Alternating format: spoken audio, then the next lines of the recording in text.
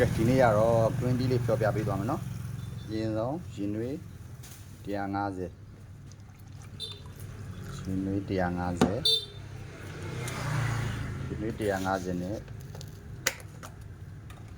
green tea လက်ဖက်ချောက်ရိုးစွန်းတစ်စုံနဲ့နှက်လိုက်ဒါလေးကိုတီးရတာလေးပို့ပြီးတော့ကောင်းသွားအောင်15မိနစ်လောက်ဟုတ်ပါဘူး3မိနစ်လောက်နှက်ထားလိုက်3မိနစ်လောက်နှက်ပြီးအတူလေးရလေးကျော်မှာဆိုတော့ဒီနောက်တစ်ခွက်ထဲမှာ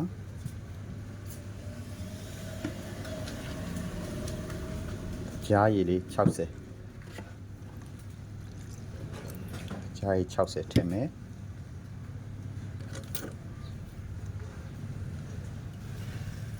နိုးစိမ့်လေးကိုရိုးစွန်းနဲ့တစ်စုံထည့်မယ်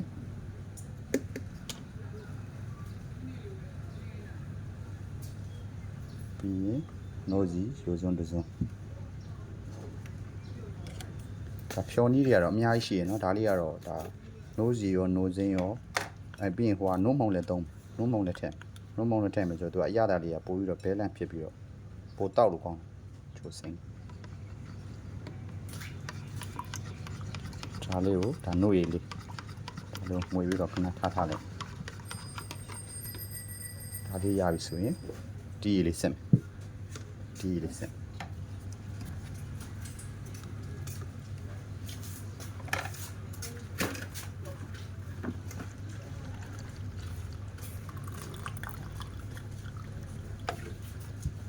တီးနှက်ရရတော့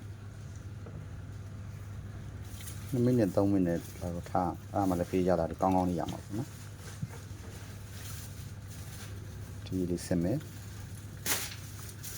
ဒါဆိုရင်ရရင်3ကတော့ဒီလေးစစ်လိုက်မယ်ရ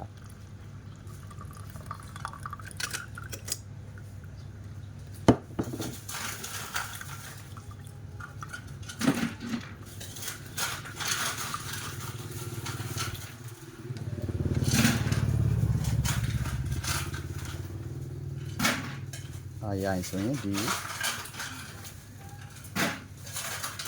green tea နှာရည်တွေကိုနှုတ်မုံလေးတစ်စုံထည့်လိုက်နှုတ်မုံလေးတစ်စုံထည့်ပြီးတော့မှွေလိုက်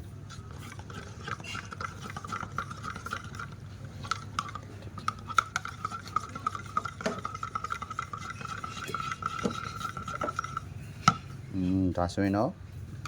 ပြီးရင်ခွက်ထဲကိုရေခဲထည့်မယ် brown sugar လေးပတ်မယ်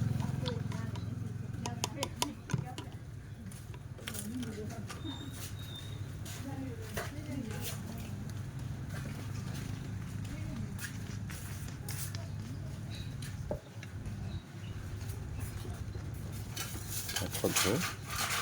brown sugar လေးပတ်လိုက်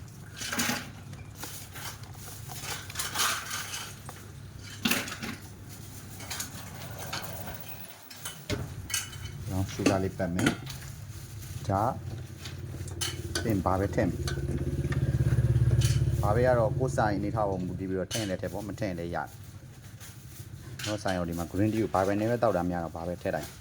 ဘာပဲလေးနည်းနည်းထည့်လိုက်ပြီးရေခဲထည့်ရေခဲထည့်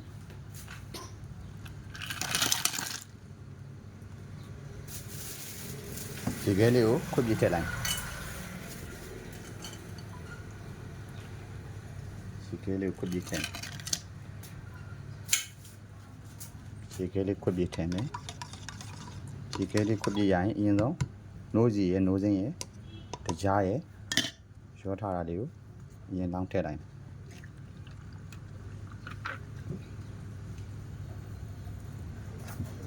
အပြီးခုနဒါလေးက green tea ရဲ့နှုတ်မုံရဲ့ mix လောက်ထားတာလေးကိုဟောလောင်းထည့်လိုက်ခ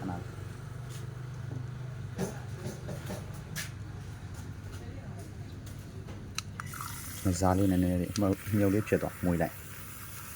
ပို့ပြီးတော့တောက်လို့ကောင်းတယ်စမူလေးပို့ဖြစ်သွား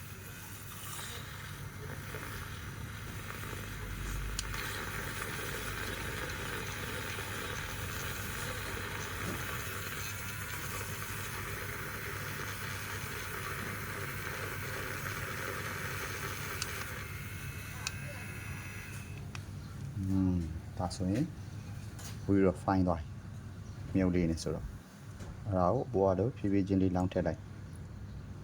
ဖြည်းဖြည်းချင်းပဲလောင်းထည့်အမှကိုကစတမာကိုပေးရချင်းမှာအေးလေးတောက်အောင်